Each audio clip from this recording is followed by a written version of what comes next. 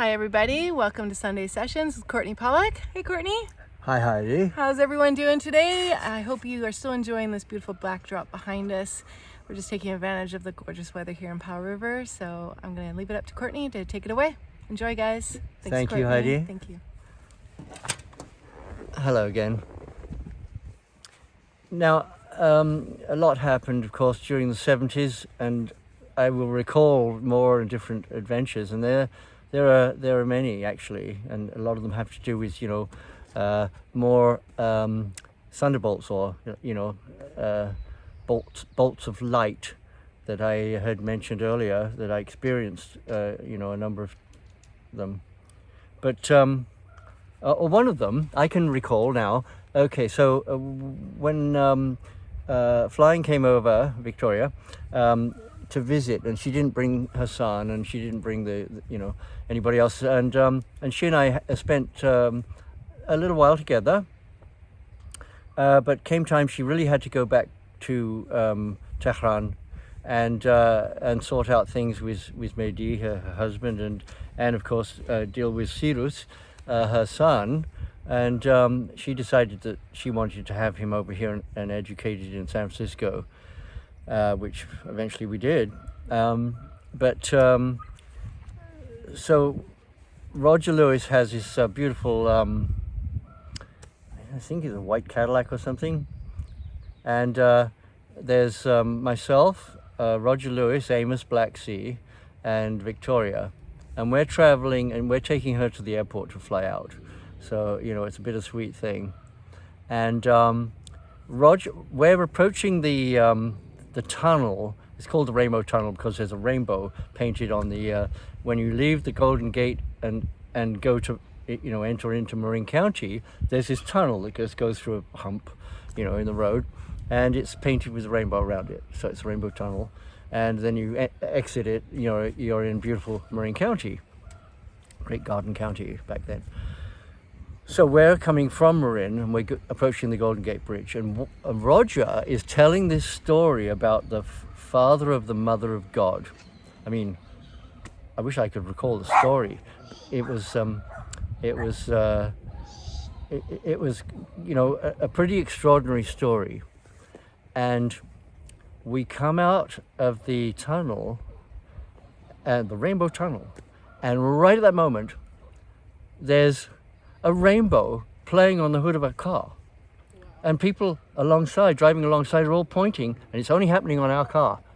And then the thunderbolt, or whatever, the ball of light, blew in through the car, whipped around the inside of the car, went through my forehead, and then went through the side of my head and went out, just like it did in the Grateful Dead offices in the middle of the night when we were painting it. Just like that. I didn't feel anything. It was just another extraordinary, and everybody witnessed it and saw the same thing. So these phenomena are about, and nobody's explained them. I'm not going to hazard a guess, but of course I have. But that was so. Anyway, bittersweet. We're taking a Victoria, back to attend to things in Tehran and her family. I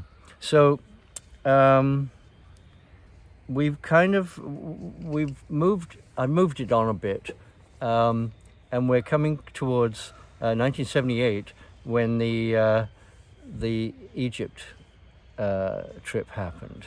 Now, the Grateful Dead were on tour preceding the Egypt event. There was this fellow, Randy Sarti. He'd become the booking agent for the flights for the Grateful Dead after fly-by-night travel, flew by night and went away. Here today, gone tomorrow. And it's the actual epitome of fly-by-night. So anyway, so Randy, this event, to go and play the pyramids, is a free thing. It's like something the Grateful Dead wanted to do.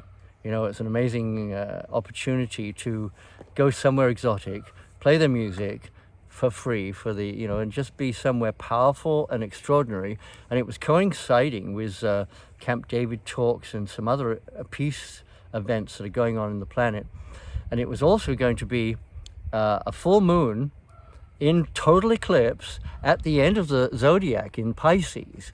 It was like a complete renewal of everything, and a really powerful event. And so Randy Sarti had chartered this 300-odd seat plane. I didn't have the money to get on the bus, you know. But my friend Charlie Hiltzheimer, who'd he and I had done quite a bit of business together, and he'd you know, purchased a lot of my work, and you know, with a whole lot of his friends, and we'd made a lot of money together, and we were really powerful together. We did lots of things. And he called up, he said, are you going to be in Egypt? And I said, I don't have the wherewithal to get, you know. And he said, I've got a ticket, it's yours. And I said, well, I can't take your ticket unless you can promise that you'll be there. He said, I can't make it on the charter anyway, but he said, you should be there. And I was like, yeah, I know I should. You know, what was I thinking? I wanted to be, I knew that I had a destiny with the pyramids since ever I could remember, since I was a tiny boy, and I didn't even know what the pyramids were. I just had this destiny with the pyramids, and this was it. This was the opportunity, and Charlie facilitated that. You know, he was very cosmic, and he and I had amazing prescience and energy together. Anyway, I'm on the bus. I'm on the charter. And the charter's, you know, it's like 300 deadheads plus Ken Kesey and the Merry Pranksters, you know, as many as they could cram on there. And it's a long flight from San Francisco to Paris, and then Paris to Cairo. So that, Ruby, shush, shush, you know, go over there and bark. Oh dear, sorry. So now she's upsetting the neighbors, disturbing everybody. Oh, and and there's Phoebe, big Airedale from the other side. Go get him, Phoebe. Sorry, I interrupted myself. Oh, Ruby did. It's bedlam out here, right? So we're on this flight. I'd been 2 days preparing to leave, no sleep. You know, I had so much to catch up on. I had to get the businesses, you know, the bakeries are still running, coffee houses. I have to have my staff all lined up. And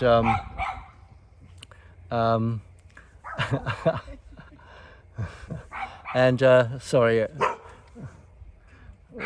few interruptions here. It's all part of the country life, you know. So anyway, so there's Ken Kesey with Pranksters, and they're like, you know, doing what they do.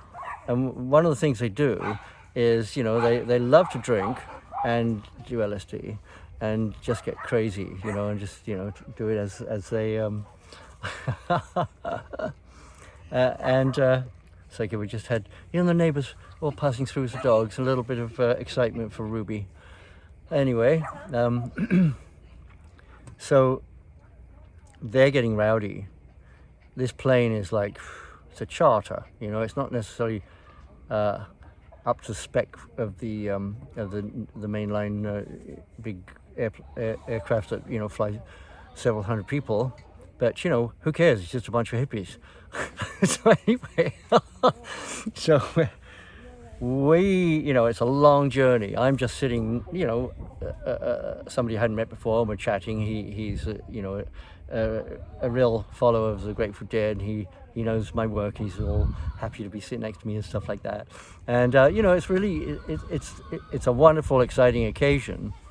And but we land in Paris. You know, it's 12 hours of flight, and by then, you know, anyway, we land in Paris.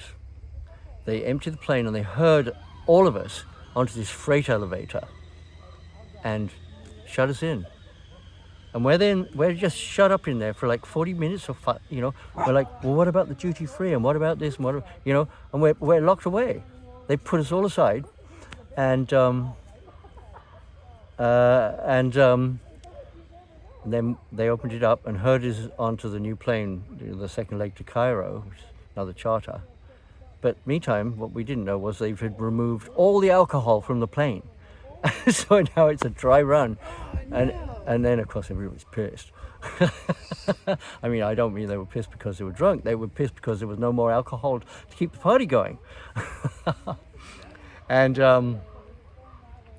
anyway, Why did they take the alcohol off the plane? because it was so rowdy. Oh, I mean, Ken Kesey, the pranksters, partied up such a storm, no. and they just like shut it down. They drank the plane dry, Oh my goodness. just them. Yeah. And the rest of us were all in our seats, Yeah.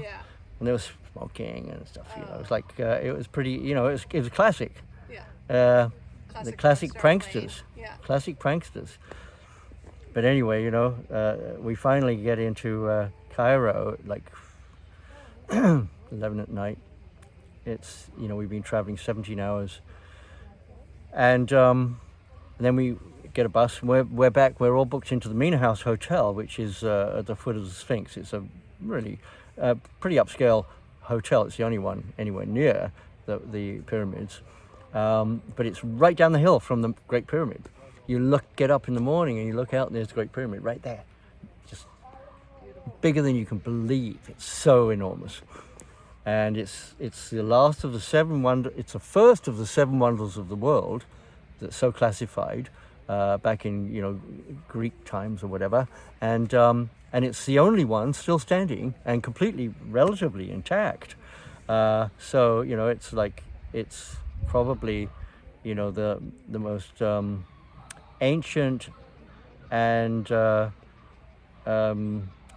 known structure on the planet, and it's more ancient than it's ever been aged at, as we're finding out, and powerful, as has been acknowledged, quite a lot through the ages. These great mathematicians and philosophers and people that really understand, the wisdoms, have recognized that this has been there for a long time, and it channels enormous power. It's geographically placed on these powerful ley lines, and it's like this powerful center of the. We're having an awful lot of interruption here. I think we should. Sorry. Mid-flow. Think we're gonna shut this one down. Bye, guys.